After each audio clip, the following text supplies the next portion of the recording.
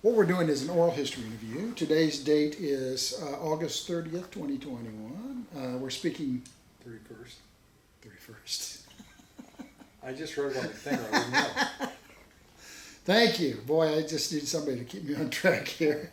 Today is the final day of August, and there are 31 days in August every year, including leap years.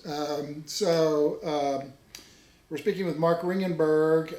The reason we're speaking with him, he's a very interesting and talented individual. But the main reason we want to talk to Mark today is because he had some experiences in the Ritz, which was a music and dance venue just west of Springfield, Missouri. That was just off of Route 66. And we have a grant from the National Park Service Route 66 Corridor Preservation Program to document the various music venues in southwest Missouri along the Route 66 corridor, roughly from Fort Leonard Wood up in Pulaski County all the way over to Joplin and the state line where 66 goes into Kansas. So certainly Springfield is right sort of in the middle of that stretch of the highway. And Springfield is the birthplace of Route 66, going back to 1926. So Mark, thanks for being with us. My pleasure. So you were born and raised in Springfield? I was. Yeah, good. Burge Protestant Hospital, 1952. Okay. Long before the Cox was renamed Cox, but Burge was where I was born. Now, this is tangential, but there was a hospital just north of where Pappy's is today. Was that the original Burge? No, Burge. There is the original Burge building is still there. As I understand it, that old it was the Franciscan Villa now, right. It's a which is restaurant north of Pappy's, right. was the original St. John's. Oh, okay, all right. It was a hospital, but it was run by the Catholic Church. Right. And then they subsequently moved. St. John's, which is now known as Mercy, as part of the Mercy system. So, and you're from Burge Protestant. My sense of it is Lester Cox basically saved the hospital. Absolutely. It was having severe fiscal challenges, and he came up with a plan and executed that plan to bring it out of its fiscal constraints. And what I heard was they wanted to name it Cox Hospital during his lifetime, and he did not want that to happen. And so after he passed, then it became Cox, what we now know today as Cox Health. So Lester Cox. This was Cox North at that time. Right, way back, which was the main hospital. Correct. Of the that Cox. was the only hospital until my oldest son was born in 1985, and he was born one of the first children born at the newly opened Cox South. Right. So. Which now has become quite a medical complex unto itself, but back then it was just fields and. There was no James River Freeway or any of that stuff. It was just. My mother worked in the medical community. She worked for some eye doctors many years ago for all the time I was growing up. And she said, in Springfield we have two hospitals. We have St. John's and we have St. Lester's. I've heard that too. So, and I grew up with Larry Lipscomb, who was Lester's grandson, and right. So that was. All fascinating people. So you grew up in Springfield, and do you care to say what year you were born? 1952. 52. Born, yes. Okay. Okay. So when you were a lad, this is my sense of the story, and then you can correct me or amplify. The Ritz was outside the city limits. But for some reason that I'm not, discerned and verified, they did not have a liquor license. They could not sell liquor by the drink or even package liquor as an establishment. And I think pretty much for its entire time that it was a going concern, they had no liquor license. Of course, I wasn't obviously drinking in those days, but right.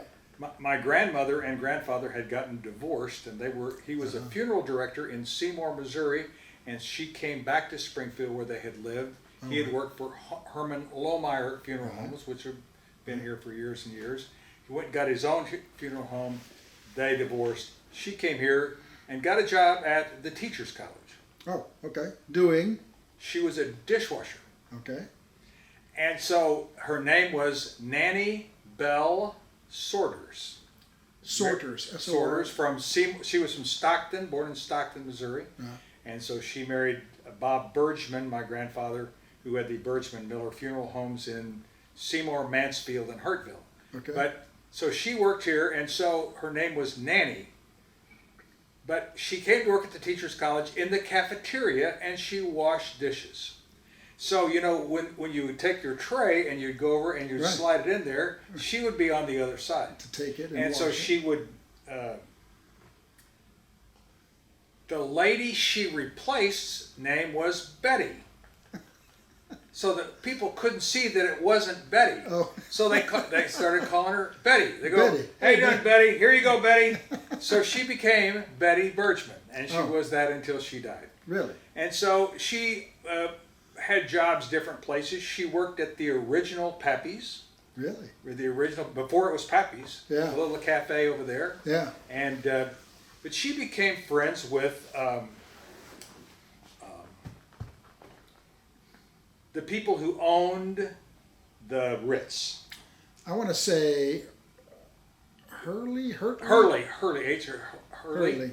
was their the name. The Hurley family. She was particularly good friends with the wife. Okay, so it was a husband-wife business. Yep. They had 2 sons.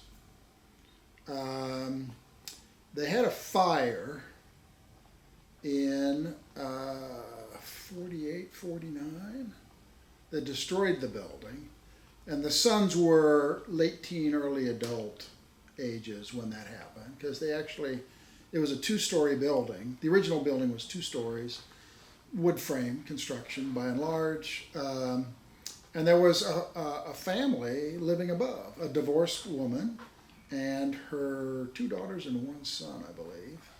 The son was not there that evening, but the two Hurley boys, young men, rushed into the burning building and escorted the mother and her 2 daughters. The 2 daughters just happened to be teenagers from the burning building. So anyway, so that's how I know a little bit about the Hurley family. She knew the mother. She was the woman. Yeah, Mrs. Hurley.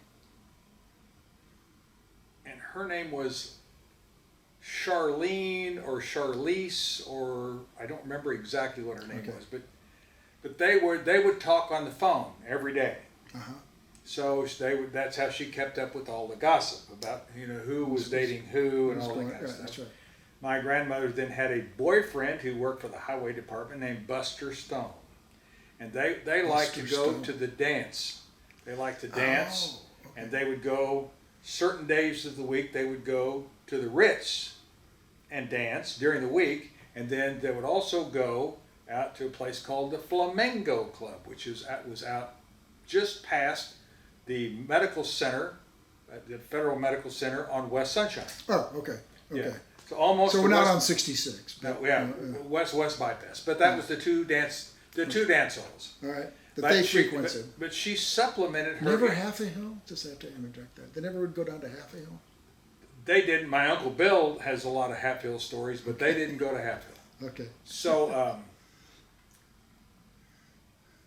but she was always looking for money because she was a single. And roughly how old was she when she and her husband divorced? So she was 16 years old when my mother was born in 1924. Okay. So this was about, I'm going to guess this was around 1960. Okay. So add 35 years to 16. So she was late 30s, early 40s. Okay. But so they needed somebody to work in the liquor store that they had.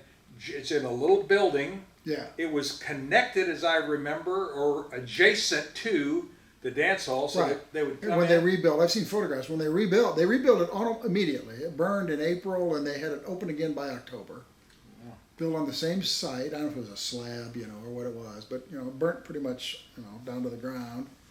They rebuilt it, and they put in.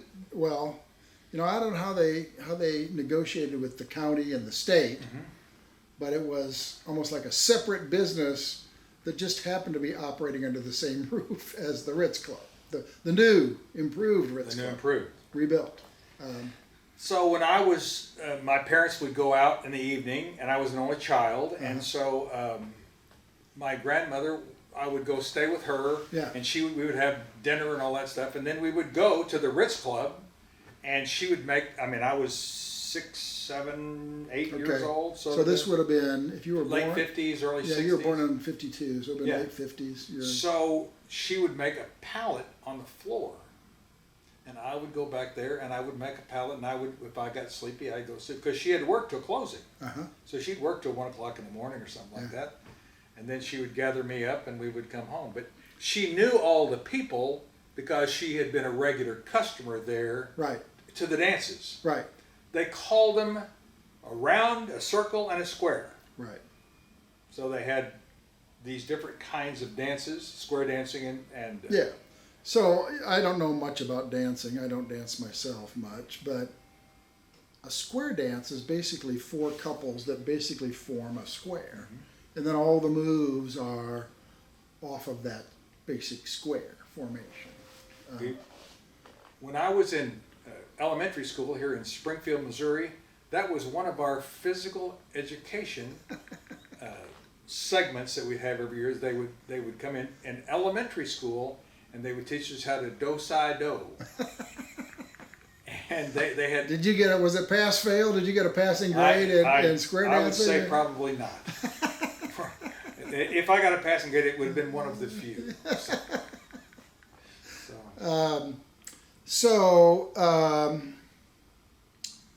You would be basically spending pretty much the entire evening on Saturday evening, let's say, with your grandmother on a pallet, watching TV. You told me that it was the real attraction for you was the television. Yes, and there was, of course, there was only 2 channels back then. Yeah. That was what we just had. We had 3 and 10. That was it. Right. Right. And so KYTV and KTTS channel 10. 10. Yes. So we would. I would watch that. It was not much of a TV, but it was a TV. And we did not have a TV at that time. Yeah, so this is a real treat. She did not have a TV at that time. Okay. So we were able to watch the TV and Saturday night. So they had wrestling on. Yeah. Danny Hodge from Tulsa, Oklahoma. And they had Skandor Akbar and all the assassin and all these guys, and I would lay there on the pallet and watch wrestling till I went to sleep. So. Late '50s. Did you ever watch? So late '50s, the Ozark Jubilee would have been on most Saturday nights. Yeah. Do you remember Don't watching? remember I remember watching it a lot, but I remember watching it Not there. not there. Okay. And what do you remember about what kind of a clientele did the liquor store have? I mean, were these people that were, I don't know, spiffied up to go dancing? Blue collar. It was blue collar, but everybody was dressed. Yeah. There was, one a coat and tie crowd. It was, blue jeans. Would you get like the bolero? What are they called? They'd like that. And Bolero the things tie. I remember that we used to call them cowboy shirts. That have the buttons and Western, stuff. yeah. Nothing, but that was. But everybody cleaned up and everybody went there. Yeah. Boots on the men and. Well, I don't have a recollection of that. Okay. Women, so late '50s, for a woman was a skirt sort of a given, Skirts. You're gonna wear a skirt. Yeah, because they were dancing a lot, so they were Right. doing the Right. these poodle type kind of skirts. Mainly married couples or I would dates? if I were guessing, I would say very few married couples. Really? Okay. I would say, at the Ritz Club at that time. Yeah. it was kind of a dating thing. And that's all the women would come in and talk to my grandmother about who was there with who, and Yeah, right. you know, and the speak ill of the men who had done them wrong. Done them wrong, right? And all that, You so, know, didn't open the door Yeah. for them or whatever. yeah. That was kind of her life, being around all those people, And she enjoyed it. loved it. Yeah. It wasn't And- work. It Yeah. was there. She did it for the money, but she also did it to be out there, and she was not married. She did have a steady boyfriend for Yeah. So she was just, most of my growing up years, yeah. and he was, but he lived at Lindenlure. Buster Stone did, right up from where they're Really? on top of the hill.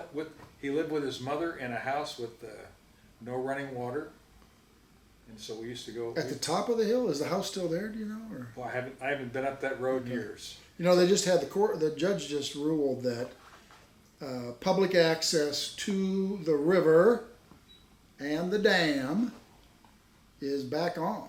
Happened to drive by there last night, and it was, you know, I don't know, it was probably 6:30 in the evening. There was nobody there, but it was rainy and there were some thunderstorms in the region, so probably a good thing. But I was kind of surprised that there wasn't anybody there after that long court fight. So the Cox family has a home there, Lester Cox's family. Oh, yeah. So, and Larry Lipscomb and his wife still go out there, and that's their retreat. Yeah.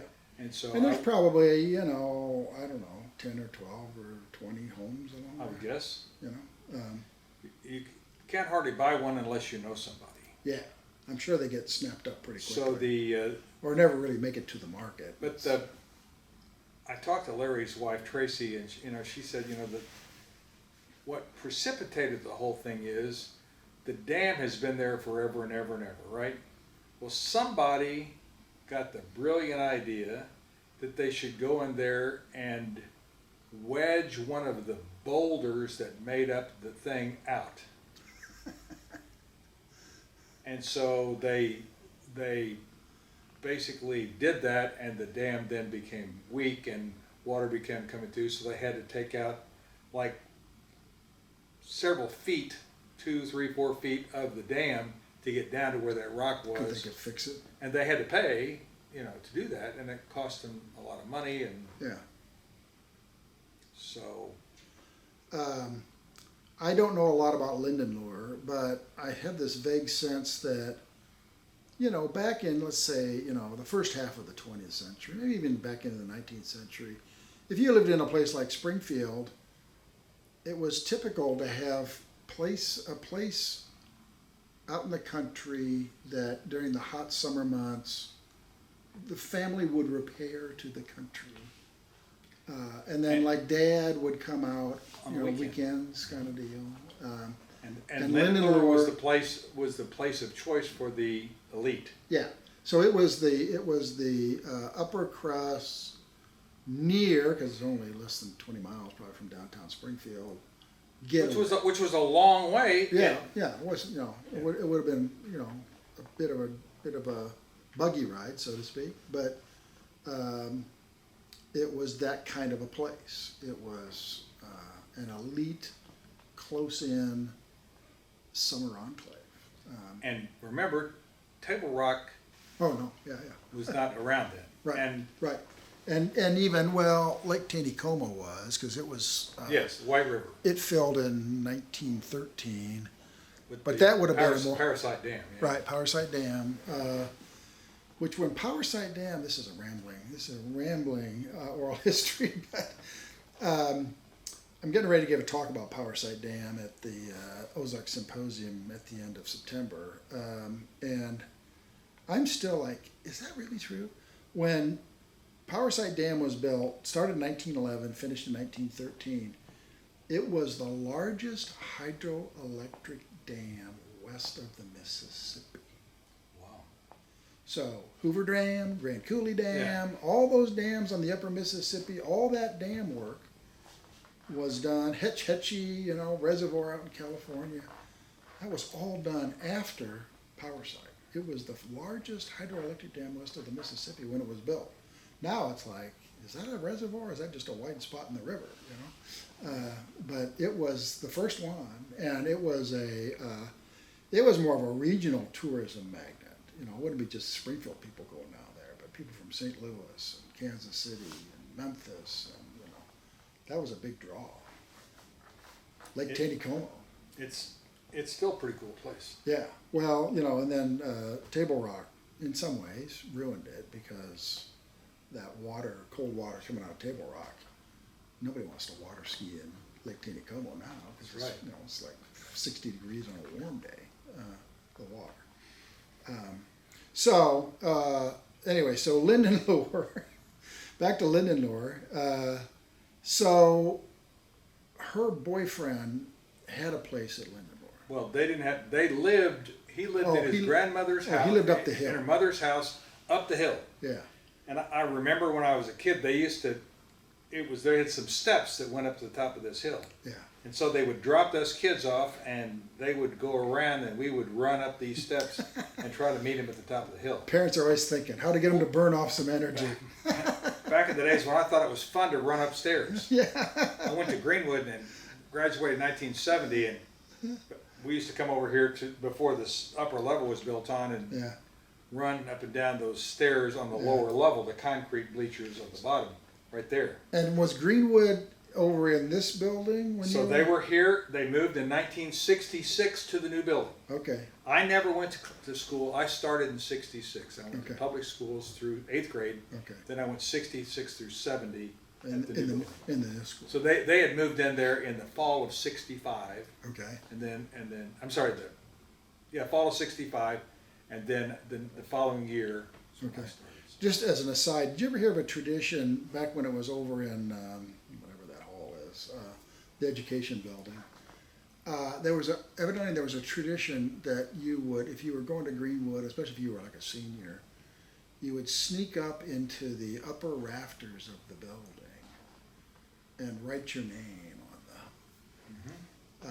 Jim Ferguson is a good friend of mine who was head of the board of trustees here, and then he graduated. He told me stories about that. Yeah.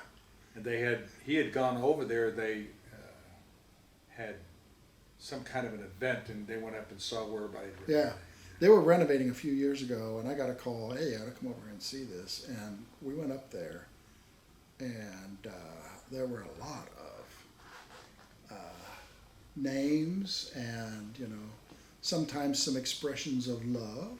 Sure. And I'm not. There are some very prominent people in Springfield whose names were scratched on the rafters of that building. That's what they did. Yeah. It was a big deal. So they had the elementary school was downstairs, and the secondary, the high school was upstairs. And so the big thing was when you went upstairs. That's when you became an upperclassman. That was the big. So there really was an upper class. Yeah, and the upperclassmen, they did it. So. Yeah. They were. So for years you would be sort of semi-regularly going out to the Ritz Club.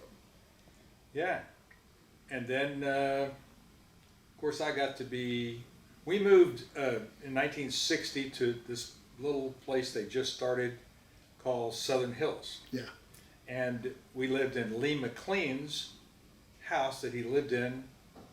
He and John Q, they developed that whole thing. And so my dad got a chance to buy the house, and so we bought it and we moved there. So now we're a long way, because at that time, Glenstone ended at the National Cemetery. Right. And so... so there was no Battlefield Mall, no. There was nothing south of that. So so it became a long drive to take me to my grandmother's. Okay, so this is good.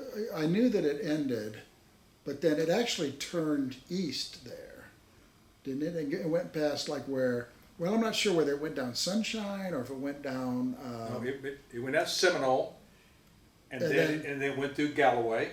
Right, but it would actually go...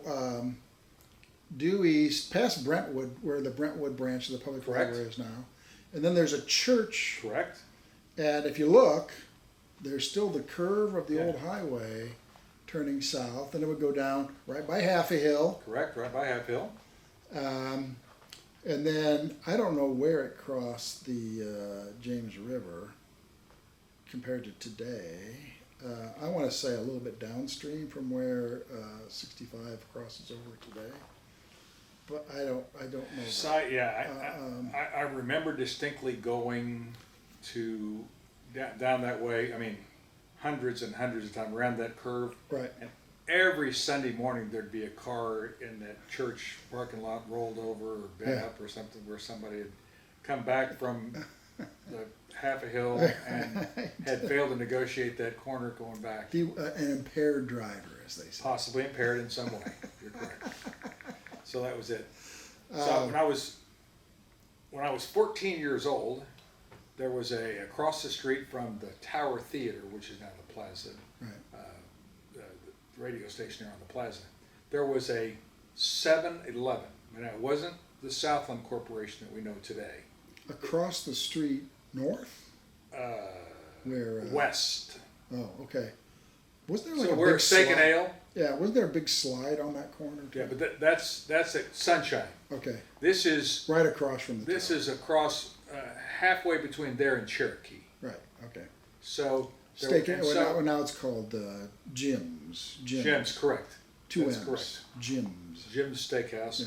So there was a convenience store, the first convenience store in Springfield, and they had an ice machine, which was a building, a separate building where they had these ice, so you could buy blocks of ice or bags of ice. And I was 14 years old, and I got like 75 cents an hour to work in the ice house. Oh, But yeah. the point was, that was when people were just first starting to go to Table Rock Lake.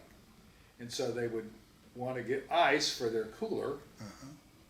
And so they would stop at that little thing and get either a bag of ice or a block of ice to get their stuff. And then they'd go on down south, turn left on what is now Seminole Street, and go down through that area on their way Galloway. to Galloway and on, Yeah. on down to. through. You had actually went through the main part of Ozark.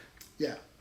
You know. So Yeah, and I don't really know how the highway was aligned down through all that, and you know, if Highlandville went through Highlandville, I don't know. I know it was more circuitous than it is today. Yes. Where they just know it's up and down and up and down. Suddenly you're in Branson, you know. All of a sudden. Okay, so I'm trying to connect the dots here. Johnny Morris's Bass Pro Shop started in the back corner of a liquor store, his dad's liquor store, Correct. which was right there, I think. So the one that it started on is no longer open, but it's on South Campbell Street, Oh, okay. and it was before you get about where Don Wessel Honda is. Right. It was across the street. It was on the west side of the road, Okay. and it was and they got one. Johnny wanted to buy these fishing equipment at a Lures discounted and- price. Lures and tackle. Yeah. Yeah. And so he convinced his dad, John A., to let him put this one display in there, Right. and it started going, and then people started doing it, and then his dad, who's a brilliant businessman, Glow Cleaners and Morris didn't know. Equipment Company. I didn't know the Glow was part of the. Yeah, Morris. so that's how John A. Morris started off selling commercial washers and dryers. And he sold a commercial laundromat Huh? at the corner of Pickwick and Cherry. Yeah. There's on the south side of the road, some washers and dryers, and they couldn't make their payments. They didn't manage their money, so he got them back. So he they went out of business. He kept it open, making money, but there, right next door to it, there was a place, the liquor store a little liquor store right in that little building right on the corner, and the guy would not give people change to put in the washer in the equipment. So he went by and said, "Hey, is there a chance you would, start giving people change?" The guy said, "No, I'm not here to help you." And so he said, if you want to do it, you're gonna have to buy me out. So The rest is history, huh? he bought him out, became Bass Pro Shop, and then subsequently he got the concept that, well, if I can put a brown derby and a glow cleaners on a piece of real estate, they can pay the rent, which allow me to make the mortgage payment, and then I can own the property. Yeah. And that's how they owned all the property around here. And that's where the Bass Pro World headquarters is. That used to be a glow cleaner there and a brown derby wine center. Really? Okay. There was a Kmart farther west on that. Correct. That one building that they own now, and I use it basically to store boats, I think. Is an old Kmart. Right? Do what? Yeah, it was. Yeah. Yeah. That was the biggest Kmart in town at one time. Yeah. So We have no Kmart's left now. probably not. The one up north closed a few years ago, and it's now a golf center. Yeah. It's amazing. So, what kind of music did they play at the Ritz on a typical Saturday night? We were outside In the late 50s. Yeah, we were outside, so You couldn't hear. we weren't Maybe hear the percussion. listening. The thump. That's about all. We knew they were playing music, but we couldn't always hear. People having a good time though. Yes, they did. Very busy. Lots of people in and out of there, and that was Fights. You ever fights? of course they didn't come to the liquor store to fight, but so they may have had some. Did Grandma fights. keep a baseball bat back behind the counter or anything? Or? So I believe that the Flamingo, which wasn't on 66, but I believe it was a little higher class. I think the Ritz might have been a little bit rougher. That just was my sense. Is that because my mom and dad used to go to the Flamingo and dance, and they would dress up. Yeah, that was. Almost like a tuxedo kind of place. Yeah, it was a suit and tie, and the women wore the long flowing dresses. Yeah. That was. I think the Ritz also sold food. Did you ever eat there? And not that you recall. Not that I recall. Okay. But you did this for several years. Yeah, like maybe 4. Yeah. And then my grandmother lived on Pythian, on the corner of Pythian Avenue and Rogers, and we used to go to the Coley's place there on Central Street. Ray Coley's. You talk about food. That was a big place. So the guy that owned it was Ray Coley, named Coley's Place. Well, it just became Coley's, and everybody called it Coley's. But my grandmother was always Ray Coley's. We're going to Ray Coley's for chili and cheeseburger, and that was it. Oh, okay. So that was kind of the routine. Is she'd take you. Yeah. You're 8, 10 years old. Yeah, we go to Ray Coley's. Have cheeseburger and chili. Yeah. And a Coke. Of course, a Coke, man. That's good. So none of this Diet Coke, none of this Coke Zero. It was a Coke in a bottle. It might have been an RC Cola. Yeah.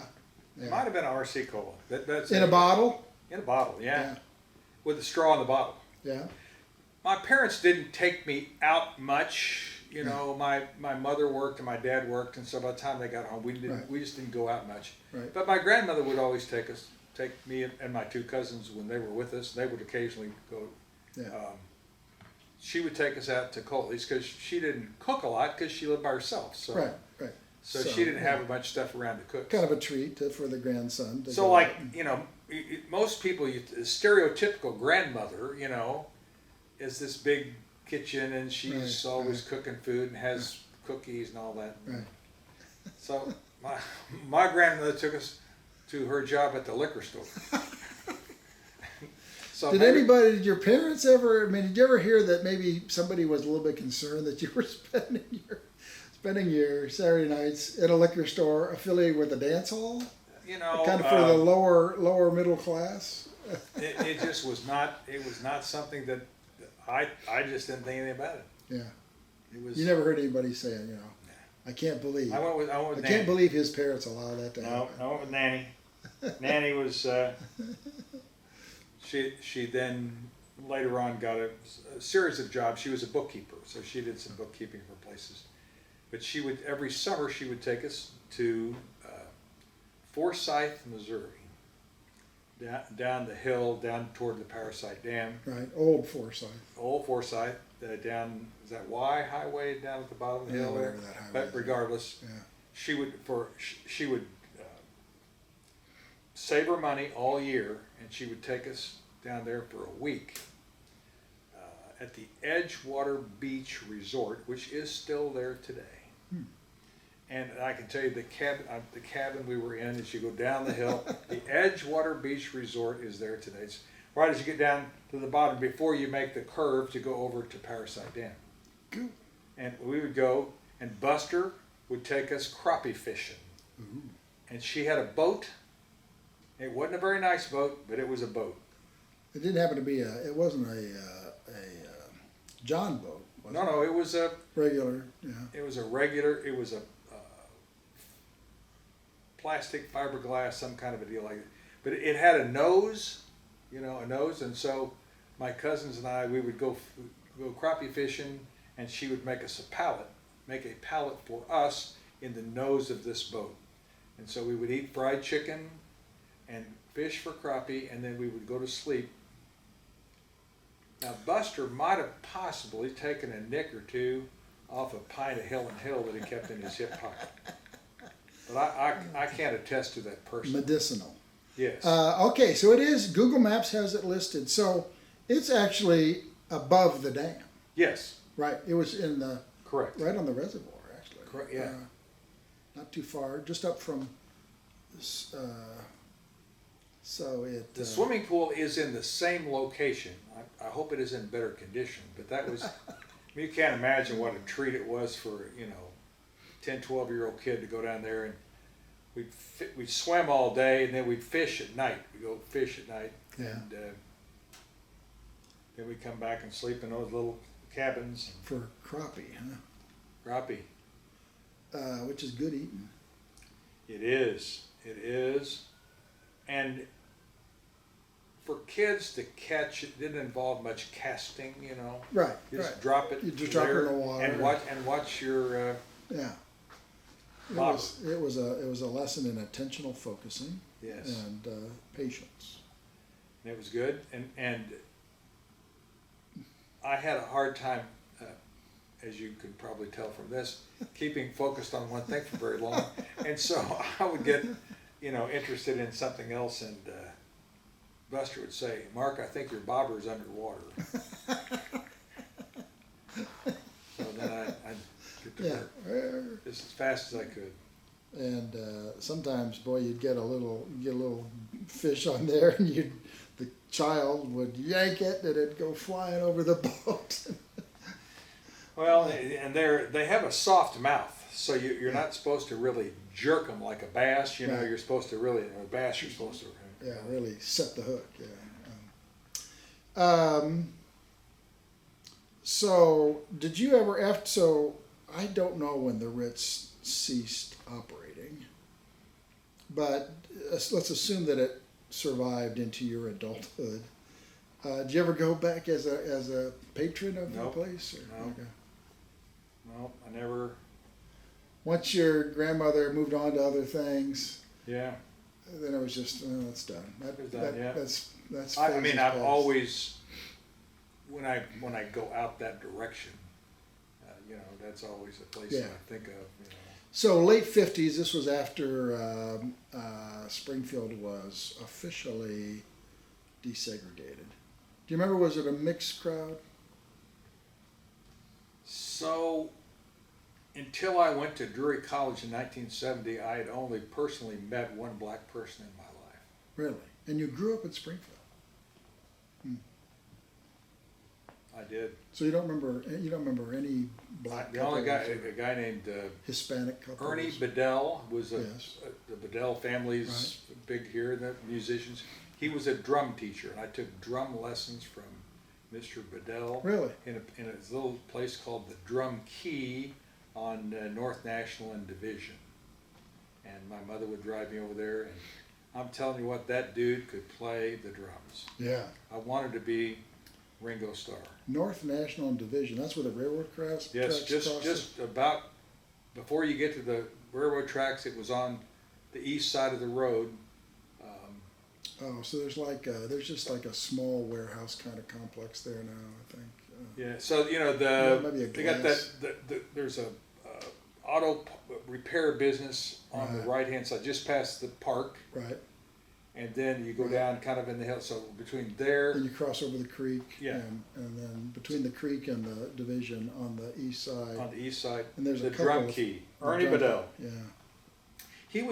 He had been a professional drummer, and then but he grew up here, Uh-huh. and he came back, and they had a combo, a 3-piece combo that played at the.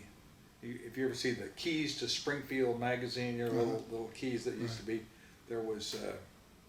They used to play at the Lamplighter for like a decade. They played at which is at Sunshine and Glenstone. Okay, yeah. There was a There was a bar, a restaurant. there was a bar restaurant there.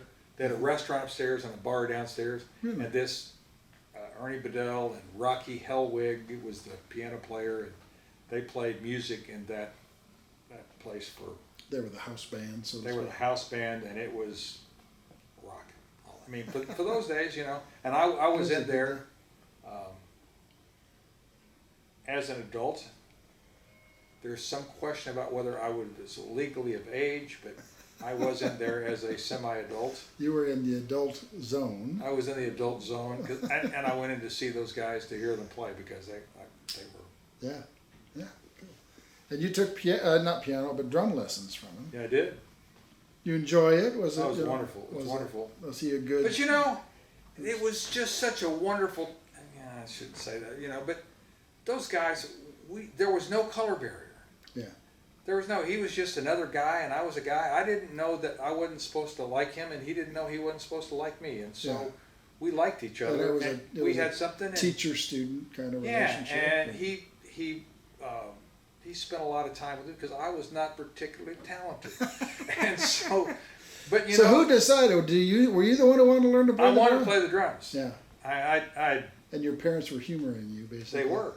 There was another kid in the neighborhood who started to take lessons, and I go, well, I'd like to do that too. So Uh-huh.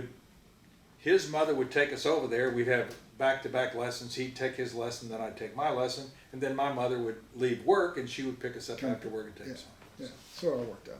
It was great. And that was was my fuzzy knowledge is that area was one of the black neighborhoods. It was. Of Springfield. across from the Silver Springs Park, Park, right. which was more predominantly black. Yeah, that was just one of the areas of town where blacks tended to live. You know, and there's probably redlining going on, all that kind of stuff. But I'm just saying the end result was that's where a lot of black people that was right in that neighborhood. It was. My dad grew up in Grant Beach Park. Yeah. You know, at that time there was it was exclusively white. And Grant you know, Beach. now Yeah. it's, I mean, over the years it's gradually had some, Right. you know, it's multiracial today, and so Right.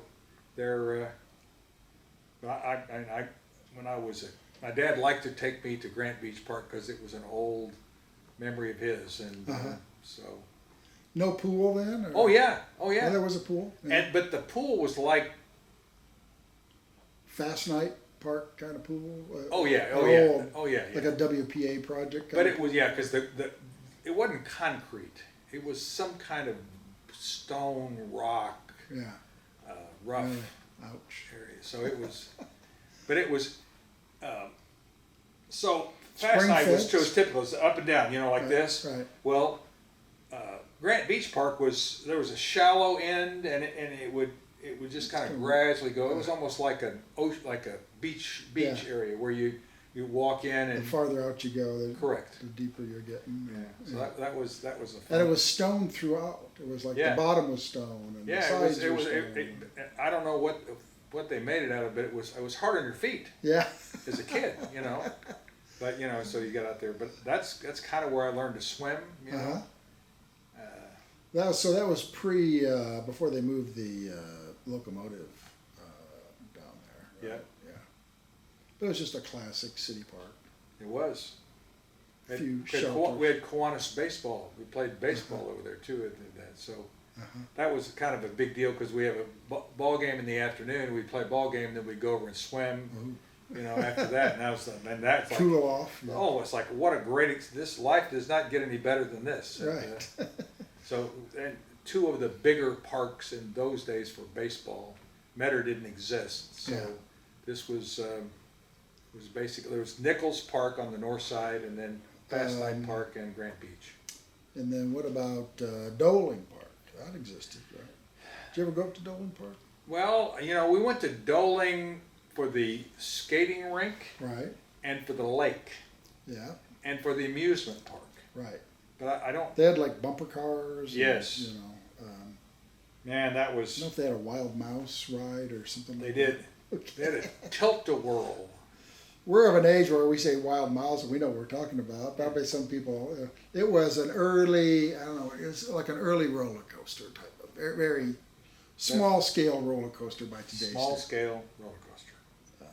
But you know, when you're that age, man, it was a treat. Once a year, all of my family were involved in the shrine, and so we once a year the shrine would rent. They'd have their family picnic at Doling Park, and they would rent the whole place for the day, and everybody would take their kids and their grandkids, and we got to ride free rides all day, and drink like knee-high orange till we got sick, you know, till it came out our nose, you know. It was a Green Rivers, perchance. yeah. We'd ride these things and we drink this stuff and eat the junk and hot dogs and ice cream cotton candy, and cotton candy, and then get back on these things and ride some more. So. Any other memories about music venues in Springfield? The Half Hill. I mean, the Half Hill was big. You went to Half Hill? Oh yeah, a lot. But I mean, I was like high school. Yeah. It was a big place for high school events. Every weekend there was a high school dance of some kind, sponsored by. So they didn't have a liquor license either, or? Well, we were not allowed to drink legally. Legally. Yeah. Inside the premises. That's correct. Yes. Now, I'm not. We don't know what happened outside in the cars, and we won't go there. But right. But we. That was. It was just such a great. There was like 5 or 6 local bands that were. Yeah. I remember. Now, was this after Jerry Pettit? He owned it for a while. He and his wife Margie. But it might have been past there. It may have. There were 3 consecutive owners of Half a Hill, and they each owned it about 20 years. So it was in business about 60 years. It was the Hinkland family first started it, and it had that classic kind of Missouri Roadhouse, you know. Yes. That by the time then that was torn down, and then the dance hall and the larger space was built. Then they tore down the original building. They actually had tourist cabins across the road, kind of up the hill. But then by the time you get to your age, it was just a dance hall. Nothing wrong with that, but it was just a dance hall, and it was a little bit off the road by that point, and so it sit down the valley, and right. Lots of cars were parked around, and right. And it was a classic dance hall. So I don't know if it would have been. So this was like in the '60s, right? Yeah. Yeah, mid '60s. Mid '60s. That's probably when the third owner, whose name I can't remember, owned it, and then there was a flash flood. This happens in the Ozarks quite often, and it actually took the dance hall off and moved it. You know, it was such a flood. And then they just condemned the building and tore it down, and that was the end of it, pretty much. Well, yeah. And now it's a recycling center. It's about where the recycling center Yes. Yeah, there's old. Which is just there's a old sad shopping center. The Happy Hill Shopping Right, Center is right on the corner, and corner. then right behind that is a recycling. It probably was closer to the. Probably about where the cycling is, Yeah. which is kind of a sad commentary. I Yeah. don't know what, the human condition or something. But So that railroad track. it used to be a fun dance hall. Now it's a recycling center. That's right. That railroad track that went kind of Yeah. behind it there, that Yeah. crosses the Battlefield Road there. So as a kid, you know, that was the big excitement, was to get on the come down from Southern Hills Right. there Walk down the tracks. and walk down the track to the lime quarry. Yeah. And everything was white. All the trees were white. All the cars were white. It was Yeah, like so- nobody thought about you know the. You'd come home and your mom would say, "You've been out of that quarry again. You got there's white dust question all about over you." that, yeah. No question about that. So yeah, we come back. And I wasn't. Maybe it had already gone away, but there was a state fish hatchery down there where the park is now. That was actually fish hatchery. Really? Yeah. I mean, I But it remember may the have cave. been- I remember the cave. Yeah, but it may have been. They may have decommissioned it. Whatever you do with a state fish hatchery. I Before. mean, you can see where that Yeah. one pond there. Right. You could sort of visualize Yes, it. I'm absolutely. pretty sure it was a state fish hatchery, but it might have been gone by the 30s or the 40s. I don't know. So the brave kids would get in these little John boat looking things and go back in the cave. Oh yeah. I was not one of those brave. And just for the record, I do believe the cave is officially closed, except that every once in a while they'll offer, cave tours. You got to sign up for them. And I'd forgotten about that cave. I was just talking to somebody about all the different caves around in the region, and the one up north is going to reopen now. I can't remember the name of it. Crystal Cave. Crystal Cave, yes. It's been closed for a long time, but it's going to reopen. Somebody bought it and they're reopening it. We got a lot of them around here. Yeah, Cave State. Missouri's the Cave State, and most of those caves are in the Ozarks region. Anything else about just the entertainment scene in Springfield as you were growing up into so you've spent pretty much your entire life in Springfield? I lived in Kansas City for a few years Uh-huh. after I graduated from Drury in the mid-70s. But Yeah. I've been here full-time since from 79. 79, okay, 79, so yeah, since, so over 40 years. so I was gone for 5 years, I think, and, Yeah. so, you mentioned the entertainment scene along St. Louis Street, you know, the St. Louis and Jefferson there. Right. There was a bar that I was never in, but I've heard so many stories. I think it was called the Alibi. There was like a Otasco store, Oklahoma Tire and Supply store, on the corner across the street from the hotel. And there, Across the street from the Colonial? Colonial Hotel, On the south side of St. Louis? on that would be the east side of Jefferson. Right, and the south side of where the green space is? Correct. Yeah. Where the green space is. So this might have been the part of the bill. So the Jewel was halfway down the block, more or less, on Jefferson, South Jefferson. But there were buildings right there at the corner. The Alibi must have been part of that. I'll ask Richard Crabtree, but Yes. must have been part of that sort of. The Alibi was on the second floor, and it was a rocket. I mean, people would come from all over to go to the Alibi. And they played live music? Live music. The very first rock and roll place. There was a rock and roll, So we're talking Buddy Holly 60s? type stuff. Yeah, 60s. Yeah. Yeah, and so, so like when I was maybe 15, which would have been 67 to when I left here in 75, that era, it was popular. It was the place, the Alibi. The Alibi. All right. It was.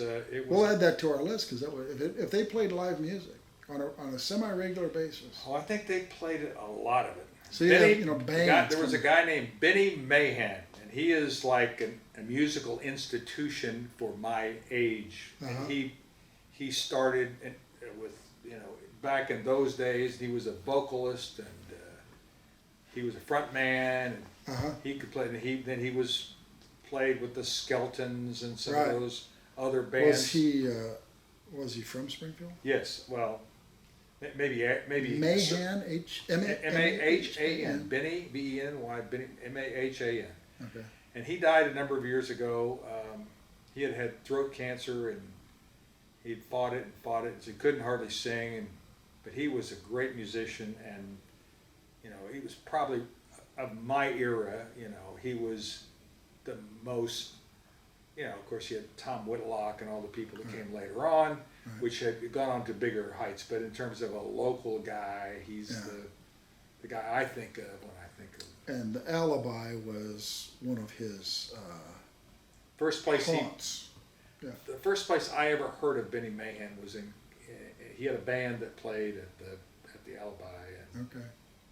Well, that's good to know. I wasn't old enough to get in there. But you did anyway? Well, is the statute of limitations expired? I believe it has. Okay, well, I did. I'm going to make a citizen's arrest. Okay. Well, thank you, Barney Fife. So only people of our era would understand that joke. That's right. I have one bullet, and I'm going to use it well. That's right. That's exactly right. Well, that's good to know, because I don't think, just to kind of bring us back to the whole reason for this interview, and I'm sure everybody who's watching this is like, why were they getting together to talk again? Is because we're trying to document, under the aegis of a grant-funded project, the live music venues along the Route 66 corridor in southwest Missouri. And I do know that, soldiers at Fort Leonard Wood who had a weekend pass would often head in this direction. And they were often looking for a good time. And at places like the Alibi and the Ritz and even Half a Hill probably, it was chances of having a good time were pretty good there. Yes. So I will gather up a few names of people that were in the music scene that I remember from those days that might be people that could give you some ideas about that. Okay, we're just getting started. We have until December of 2022 to finish our. So we're really trying to just find out as much as we can. Document these are the known places, and I'll make sure the Alibi's on the list. But we also have the Galois and the Fox, and I think the Jewel would constitute having been on Route 66. So you never went to, as a young lad, it would have been. So you were born in 52. So the Ozark Jubilee went off the air in 60. So you would have been young. Did you ever go? I went there. Go? Carl. So my Uncle Bill was. Right. Oh, well, yeah, we should, for the record. Yeah. I was going to say, I didn't want to say, well, you are the nephew of William Ringenberg. William Letcher. Right, Ringenberg, whose performance name, or his professional name was Bill Ring. And he was a big name. He was a big man, but he was also a big name at KWTO and on the Ozark Jubilee. And he was both in front of the camera, and he was also, for a while, he was the, associate producer of the Ozark Jubilee. And the program director at KWTO. Right. Yeah. So he was both. He's sort of at the mic and also behind the mic in a lot of the operations. And he had two sons, and his oldest son Carl went to the Navy, and he was a photographer in the Navy, and he was around cameras. So he came back from the Navy and was a cameraman on the Ozark Jubilee. He ran a camera. So I would go not only see my uncle, but to also see my cousin. See my cousin. Yeah. So you would go. Oh yeah. Just I mean, I was a little kid. I mean, Right. How often? I mean, a lot of times? I was there. I'm gonna say 4 or 5 times. Would you So- stay for the entire show, do you No, recall? no, just for a little while. Uh-huh. They would take me in usually before the show started. You get in sort of through the stage door Yeah, kind of the deal? stage door, and we never had seats. I never sat in the audience for Oh, a show. okay. You were there as kind of the run-up to the Yeah. show. So would Joe Slattery... Joe Slattery. would- He was one of the nice. I mean, he actually spoke to me. He knew who I was, and he was Joe Slattery. I mean, he went on, of course, to be really well known, but Yeah. he was a good guy. Yeah. He was just a really nice fellow. And he would sort of warm up the audience before Yeah. the national broadcast would Yeah. begin. Yeah, so he was the announcer, Right. you know, and so my uncle's, I think, official title when it started was the Master of Ceremonies. So Yeah. he was like the MC, but Joe did all the introducing of the acts and all that Right. kind of stuff. He Right. was the voiceover. And your uncle also, in the 40s, he was the MC of Corns a Crackin', which was, I would say, the premier sort of country and western variety show coming out of KWTO before the Jubilee. In some ways, the Jubilee is the culmination of a long line of those kind of programs, of which Corns a Crackin' was probably the most successful. So had that a was a national little rate. before my time, but I remember a lot of conversations. People about talking that. about Yeah, Corns yeah. a Crackin'. Remember what people would say about corn? Oh, that Corns a Crackin'. That was quite a show. No, it was. I mean, I remember Uncle Bill talking about Yeah. Corns a Crackin'. And what would he say? Well, I mean, were so they fond memories? Well, I'll tell you what, or- they were great memories because he also he liked all the comedy acts like Uncle Sipe, and Right. I mean they were great friends, and they used to they would you know, gouge each other a little bit, and Yeah. he always liked that kind of thing. Yeah. So it was great. Uh, I don't remember. He liked to fish too. Oh yeah, yeah. Wasn't he the first person to say, if you're too busy to fish, you're too busy? You're too busy to go fishing. You're too busy. Yeah. Which Harold Inslee subsequently stole and started using it. Uh-huh. And my uncle went to his grave very unhappy about that. Yeah. I don't know if you could trademark a phrase like that. Probably can't, but it was. And you know, my investigation of the Ozark Jubilee is they didn't think about intellectual property in the way that we do today. You know, Yeah. that's my image, that's my catchphrase, that's, you know, they just didn't think that way. Which is kind of unfortunate that we've gotten to, oh, you know, this is my property, don't you dare use this. So, you know, they used to bring in so much talent for the KWTO. Yeah. You know, the live Yeah. stuff they did, you know. So up until I think it was the late 50s, all those entertainment shows on KWTO were live. So if so-and-so had a show at 7:15 a.m., it was live. And of course the Ozark Jubilee was completely live. No tape delay or anything like that. They just did it. They just did it. You know, you get one take live, that's it. And I still enjoy all those. It's all those guys. You know, Slim Wilson and my uncle were just such Yeah. great friends Speedy Hallworth. for years and years, and Bob White, Yeah. you know, Aunt Martha, and all that. And they were Yeah. all. Did you ever meet Zed Tennis, the I did fiddler not. I did not. from Nixa? He's I've a heard good- the name, but I've He is a never- good fiddler Yeah. from down Christian County. Played a lot on the Jubilee. Did you ever meet Pete Stamper? I heard the name, but never met him. He was a comedian, kind of a stand-up comedian. But he was from Kentucky, I believe. He came over for the show. So my uncle would go different places and do different things, and Yeah. he was always really nice to bring me something. Yeah.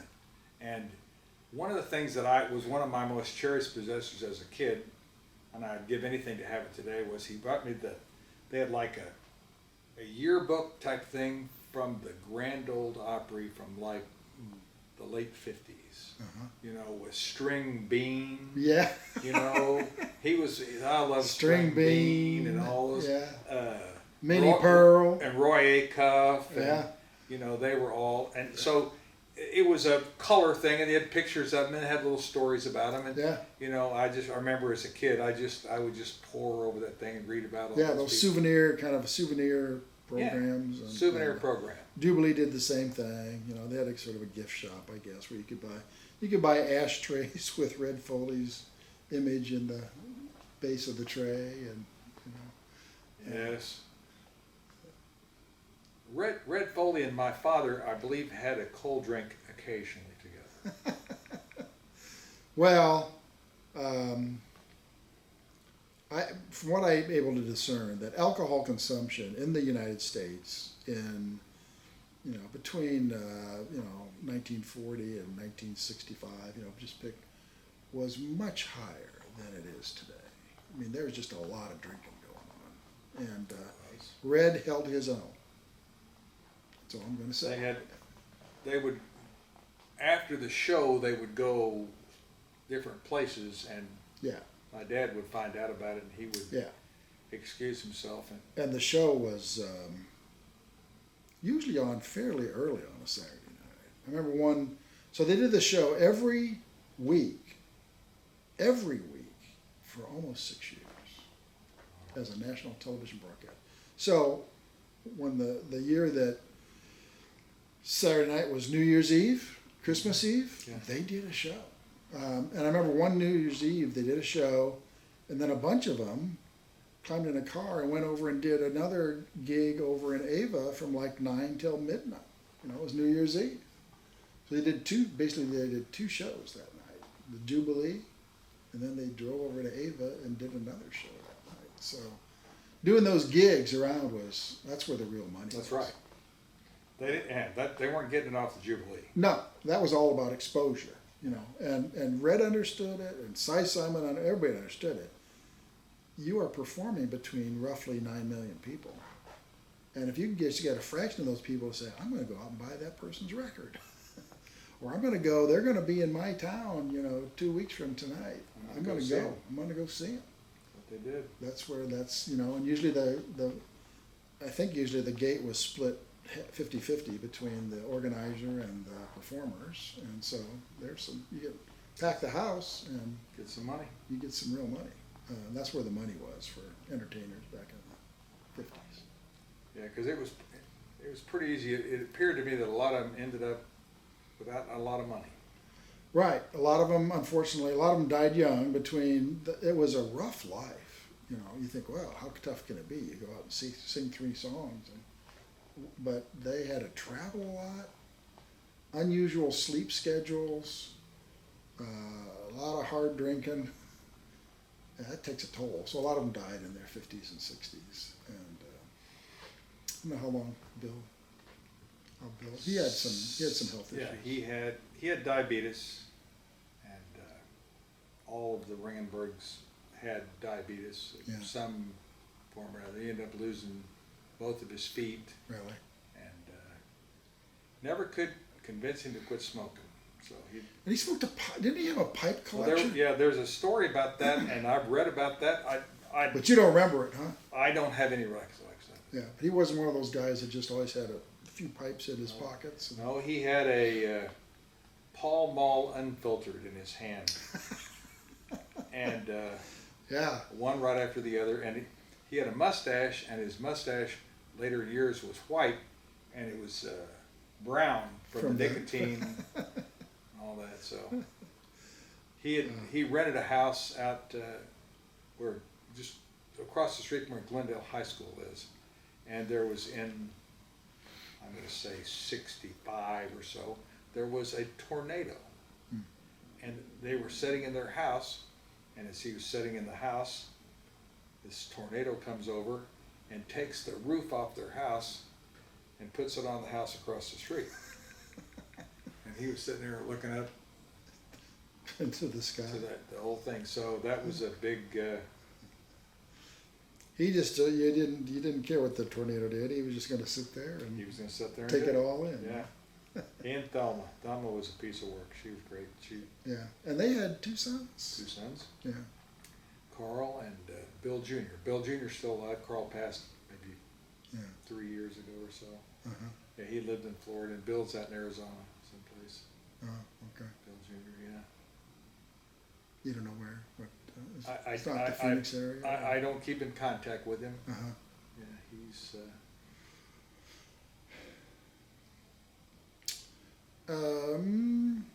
Well, thanks very much for sharing your memories this is my favorite thing to do. about the Ritz and many other things.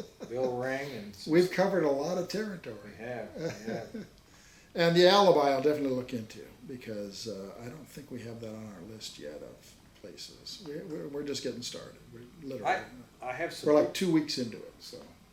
I have some ideas about some things, some people I'll talk to, and Good. I'll maybe Okay. I can provide you some background information from people who were there more often than I. Yeah.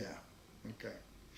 I remember you had to go up the stairs. That's how I remember. It was upstairs, It so was upstairs, and the stairs were on the sounds outside. like a fire trap just right there. Oh yeah, I mean it was. Yeah.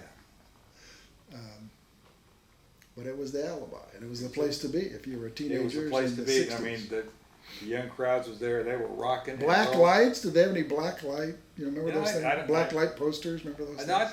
think that was like a little bit later. Than 68, that, 69, yeah, this 70. was pre. The Beatles were. This was just- Buddy Holly. And, Yeah, Buddy Holly. That's right. Yeah. Beatles came over here 64, 64. 67. August of 64, I think, was Yeah, when so- they invaded, as Yeah. they say. So, all right. Thank you. Tom, thank you. That's it. It was a pleasure. Yeah. All right.